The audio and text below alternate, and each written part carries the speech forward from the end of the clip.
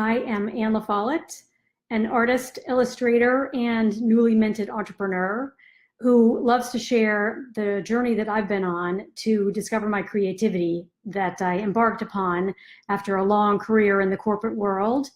And I couldn't be more excited to share my journey because I'm in a really great place right now, and anything I can do to share my tips and how I got here with you is my gift to you. So today we're going to talk about Julia Cameron's book, The Artist Way. I was actually encouraged to read the book many years ago, but never got around to it. And when I did have an opportunity to take some time to reevaluate how I wanted to spend this next chapter of my life, I decided it was time for me to pick it up. I'm going to talk a little bit about that, and then we're also, as we dive into that, we're going to talk about two of the key tools in the book that she uses. One's called Morning Pages, and the other is called The Artist Date. And I delve into these topics a little bit in my blog that I posted on Wednesday that you can find at AnneLaFolletteArt.com. But let's get started. Let's jump right in. So Julia Cameron's book was written many years ago. I believe it was actually written in the late 70s. Updated at several different times, but the main tenets remain the same. The book is organized into 12 chapters, and the intention is for you to read each chapter and sort of dive into it over the course of a week.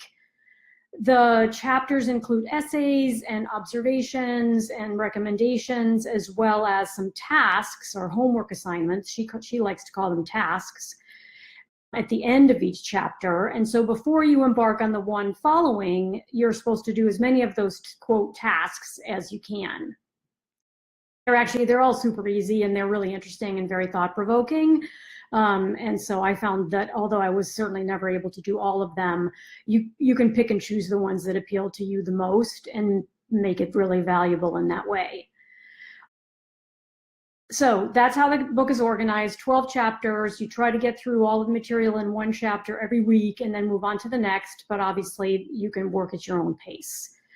The two primary tools that she uses in the book that I found extremely helpful were, number one, morning pages, what she calls morning pages.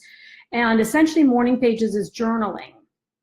She recommends that you do 3 pages of longhand writing every morning. And the idea is not that this is going to be art or it's not going to turn into a book.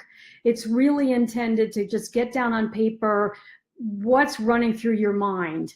It can be silly things like your to-do list. It can be stuff that you've forgotten about and want to capture somewhere. It can be some great ideas that you're having at the time.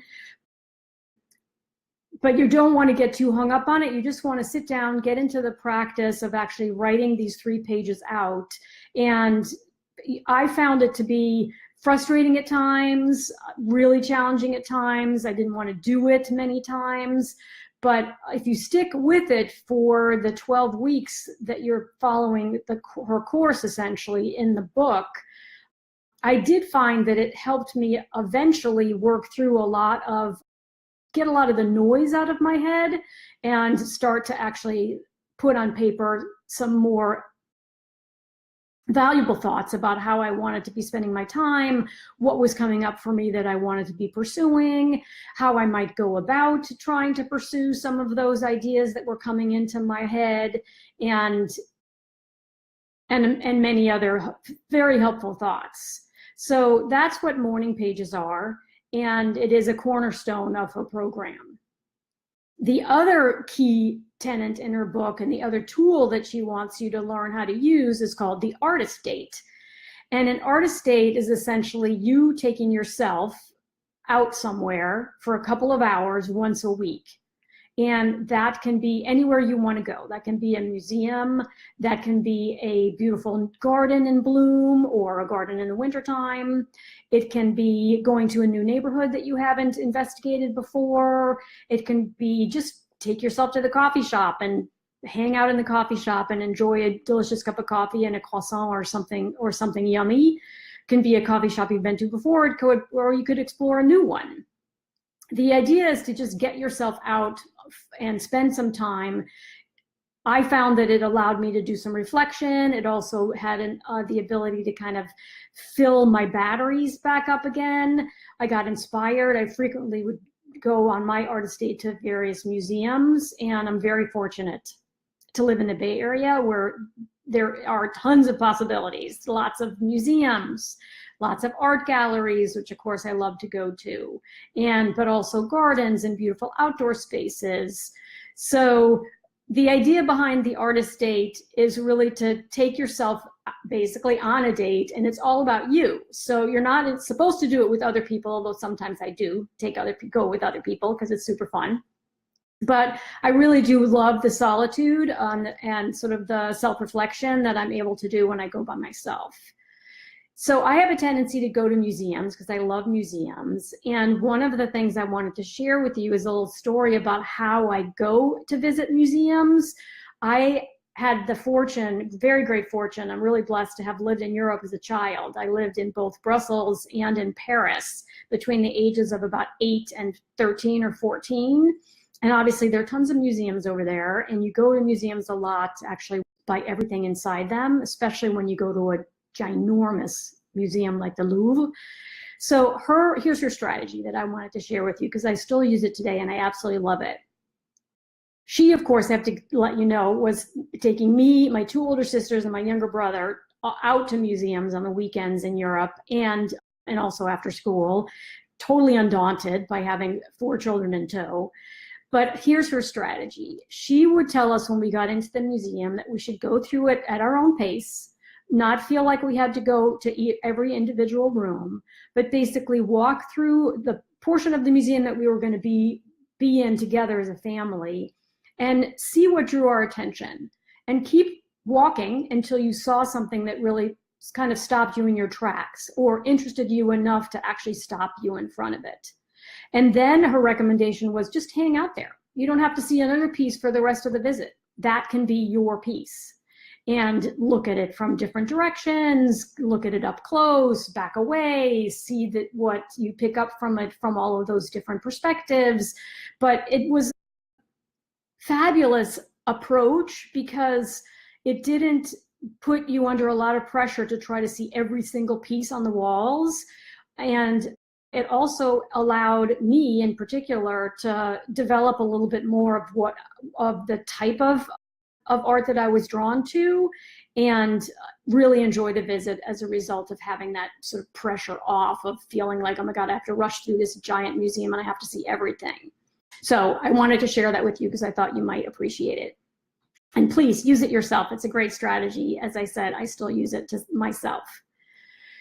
The last thing I wanted to talk about today before I wrap up is one of the things that came out of some of my artist dates was, and my pursuit of the creative arts through a variety of online art classes, was figuring out how to do a master copy. And doing a master copy is another sort of art school exercise that you're taught to do. I didn't go to art school, so got this through a recommendation of one of the online teachers that I studied under. But basically, a master copy is you find a piece of art that you truly love and you try to do the best you can to actually copy it. And by copying it, you are putting yourself sort of in the shoes of the artist. You're trying to understand the technique that they used. You're trying to understand how do they actually achieve the type of colors that they were able to put on the canvas if it's a painting. It allows you to really delve into, their use of negative space, their brush strokes, their sense of perspective or not, and their overall use of their particular talents. So it's a really great part of my repertoire when I want to try to learn a new technique, is to find, for example, I did this exercise in one of Carla Sondheim's classes. Basically, her recommendation was pick something from Picasso's Blue Period and replicate that piece as best you can.